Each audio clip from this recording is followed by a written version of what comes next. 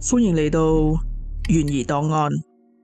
納羅斯堡坐落喺 Delaware River 隔離，距離紐約市中心大約2個鐘頭嘅車程。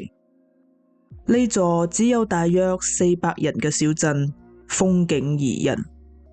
好多想要逃避城市喧嘩嘅人都會選擇移居到呢度。2008年發生嘅一場大火，為呢座淳樸嘅小鎮蒙上咗一層陰霾。2008年12月13號早上6點30分，當日嘅氣溫大概只有3度。一名鄰居起身之後，沖咗一杯咖啡，打算觀賞日出，但係就發現佢屋企對面間屋火燭，於是佢即刻打咗911報警電話。消防員好快就趕到咗現場，可惜都係遲咗一步。嗰間屋已經被熊熊大火吞噬，已經燒成灰燼啦。望住被燒成灰燼嘅屋，消防員一時三刻亦都冇辦法確定到底係乜嘢原因造成呢場大火。之後，消防員喺間屋嘅地下室度揾到咗一具嚴重被燒傷嘅遺體，死者被證實為41歲嘅女主人 Catherine。好彩嘅係 Catherine 嘅2名仔女當晚喺佢前夫 Paul 嘅公寓度過夜，所以逃過咗一劫。當地嘅社區對 Catherine 嘅死亡都感到惋惜。Catherine 係一位謙虛開朗嘅媽媽，亦都係當地一間學校嘅校董同埋教堂嘅執事。除咗照顧自己嘅仔女，佢亦都經常自願為社區服務，將自己嘅時間都無私咁奉獻俾社區。1996年，Catherine 喺一個志願救護隊嘅活動入面認識咗佢嘅前夫 Paul。Paul 係一位全職嘅救護員，佢非常中意佢嘅工作，並享受住每日爭分奪秒拯救生命所帶嚟嘅成就感。Paul 俾人嘅感覺好冷淡，經常沉默寡言，同熱情開朗嘅 Catherine 形成咗強烈嘅對比。不過 Catherine 都係被 Paul 喺工作時充滿自信嘅樣吸引住。雖然身邊嘅朋友都唔睇好佢哋嘅戀情，佢哋都係喺1997年嘅情人節結咗婚，並誕下咗2名仔女。Catherine 認為喺城市生活嘅開銷實在太大啦，所以佢哋決定搬到納羅斯堡，過樸實無華嘅生活。不過Paul 唔願意放棄佢喺紐約市嘅救護工作，所以佢喺皇后區度租咗一棟公寓。每當佢需要當更嗰陣，佢都會住喺公寓度，咁佢就可以慳返4個鐘頭嘅來回時間。雖然 Paul 大部分嘅時間都住喺皇后區嘅公寓度，但係 Catherine 對於丈夫嘅決定亦都冇任何嘅怨言。不過兩夫妻常年分隔兩地，佢哋嘅婚姻亦都漸漸出現咗裂痕。雖然 Catherine 一直都有聽到丈夫出軌嘅傳聞，但係 Catherine 依然選擇維護丈夫。有一日凌晨， Catherine 喺屋企接到一通電話。嗰通電話係一個叫 Michelle 嘅女人打嚟嘅。一個女人無情白事喺半夜3更打電話嚟做乜嘢呢？冇錯，佢係打嚟揾 Paul 嘅，順便向 Catherine 示威。Catherine 聽咗呢通電話之後，可以話係徹底咁對 Paul 死心啦。Michelle 係 Paul 嘅同事，啱啱入職冇耐。由於佢經常被委派同 Paul 一齊執行任務，所以佢哋日久生情，好快就喺埋一齊。之後，Paul 向 Catherine 提出離婚，並搬返咗紐約市同 Michelle 同居。Paul 表示佢願意每個月俾 Catherine 1700美元嘅贍養費，佢亦都會每隔一個週末就過嚟將仔女接到紐約。喺俾兩個仔女去到紐約之前， Catherine 仲特登約咗 Michelle 出嚟。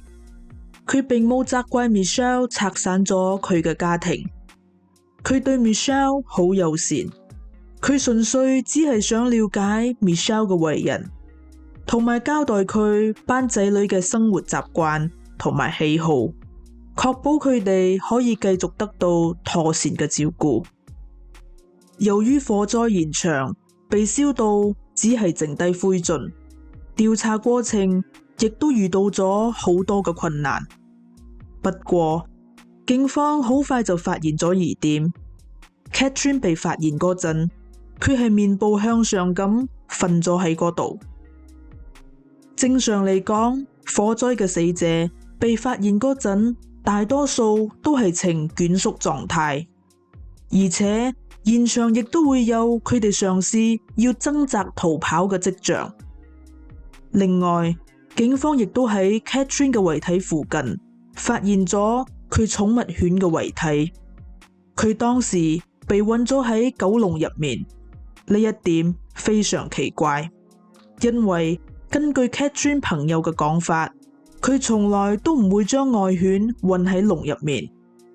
經過解剖之後， Catherine 寵物犬嘅肺部有大量嘅一氧化碳，佢係吸入過量濃煙而死嘅。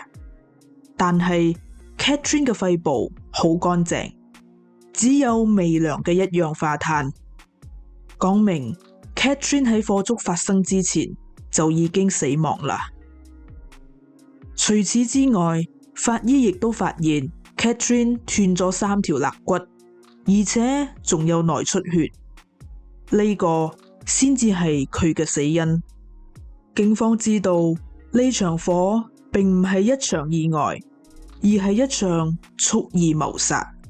最有嫌疑嘅就係啱啱同 Catherine 離婚嘅 Paul 同埋佢嘅新女朋友 Michelle。於是警方向佢哋問話。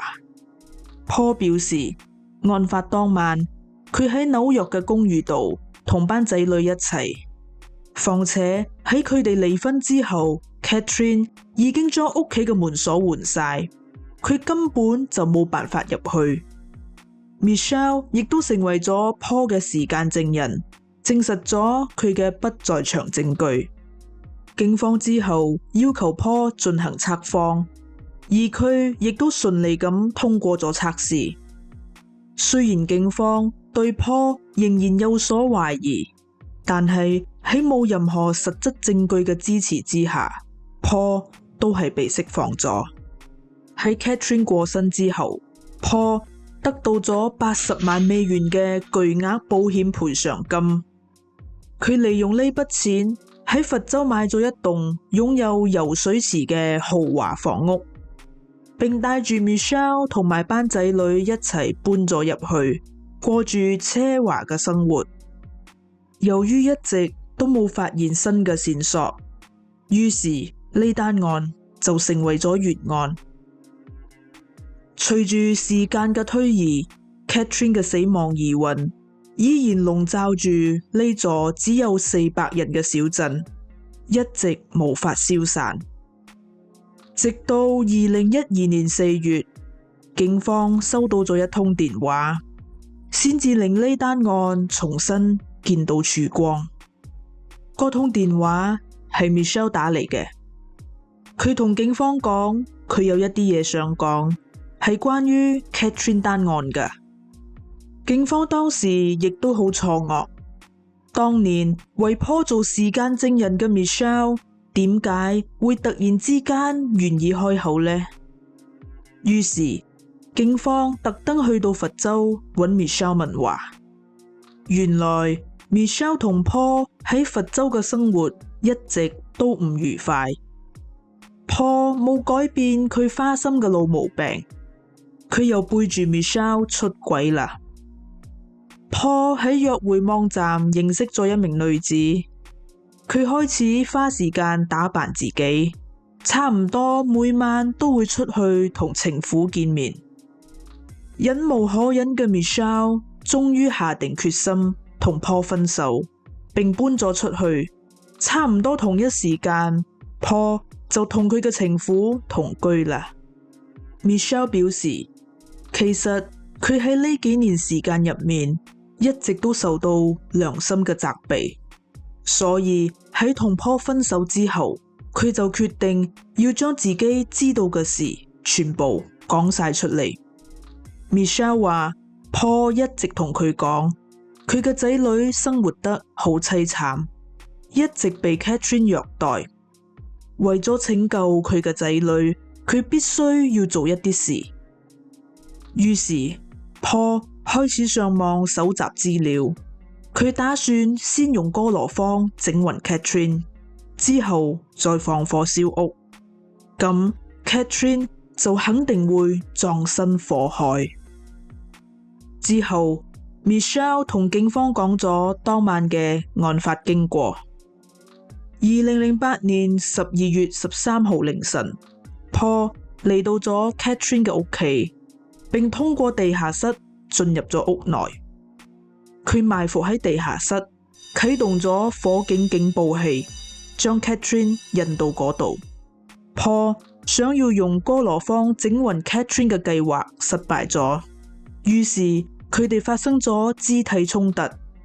喺持續咗大約45分鐘嘅打鬥之後， Paul 利用 Catherine 身上着住嘅連帽圍衣繩勒住咗佢條頸，直到佢停止咗呼吸。佢仲喺過程中不斷重複住呢句話：我係為咗班仔女先至會咁做。之後佢就放火燒屋，掩飾佢嘅罪行。Michelle 仲話 Paul 並唔係單獨行動，佢仲有一個叫做 Scott 嘅同謀。Scott 亦都係 Paul 嘅同事，身形高大，而且仲有情緒問題。Paul 就係睇中咗呢一點，佢認為 Scott 可以輕易咁俾佢操控，所以先至會選擇佢作為同謀。不過 Scott 只係充當司機嘅角色，佢並冇進入屋內。警方聽咗 Michelle 嘅故事之後，佢哋亦都揾嚟咗 Scott 問話，可能亦都係受到良心嘅責備。Scott 好快就向警方坦白咗一切。案發當晚， Scott 揸車嚟到 Paul 同 Michelle 嘅公寓，當時 Paul 喺度準備緊自製嘅哥羅芳。為咗避免被警方追蹤， Scott 同 Paul 喺出發之前仲特登將佢哋嘅手機留低喺公寓。途中佢哋停咗喺一間超級市場，然後 Paul 就落車買咗一啲物品。喺就嚟到達 Catherine 嘅屋企嗰陣， Paul 指示 Scott 將架車停喺樹林入面，之後就落車行路去到 Catherine 嘅屋企。而 Scott 就留喺車入面。1個鐘頭之後， Paul 翻上車，同佢講咗一句話：搞掂咗。喺回程嘅路途中， Paul 話咗俾 Scott 知啱啱喺屋入面所發生嘅事。Scott 曾經問過佢點解要將 Catherine 殺死。Paul 同佢講，因為只有咁樣 Catherine 先至唔會落得同佢一樣嘅田地，失婚、冇錢，仲被逼1個星期工作80個鐘，但係生活仲係如此淒慘。錄完口供之後， Scott 就被逮捕啦。同時，警方亦都以謀殺罪名逮捕咗 Paul。喺審訊室， Paul 非常唔合作，佢要求律師陪同，並拒絕回答任何問題。喺庭審中， Paul 嘅律師將責任全部推咗俾 Michelle 同 Scott。辯方稱並冇任何證據證明 Catherine 生前曾經俾人用繩勒住，並表示呢一切都係 Michelle 自己編造出嚟，用嚟誣衊 Paul 嘅故事。辯方仲話 Michelle 有情緒病史，仲曾經因為咁而做出咗好多反常嘅行為，單單呢一點就可以將佢列為不可信嘅證人。控方稱 Michelle 同 Scott 根本就冇殺害 Catherine 嘅動機，而最有殺人動機嘅就係喺 Catherine 過身之後領取咗80萬美元保險賠償金嘅 Paul 嘅智能卡記錄顯示，佢喺案發冇幾耐之後就經過咗 Catherine 屋企附近嘅收費站，證明佢喺案發當日的確有去過案發現場。Scott 就喺庭上承認咗合謀殺人。辯方稱 Scott 係因為被 Paul 操縱先至會成為佢嘅同謀。Scott 之後亦都感到好後悔，並一直責怪自己。最終 Paul 被控1級謀殺、縱火及保險欺詐罪，罪名成立，判處終身監禁，不得假釋。Scott 被控合謀殺人罪，罪名成立，獲刑1年半。而成為咗吹哨者嘅 Michelle 就冇被起訴。雖然案件已經水落石出，但係小鎮入面永遠都存在住一塊曾經被燒成灰燼嘅空地，成為呢座小鎮揮之不去嘅陰霾。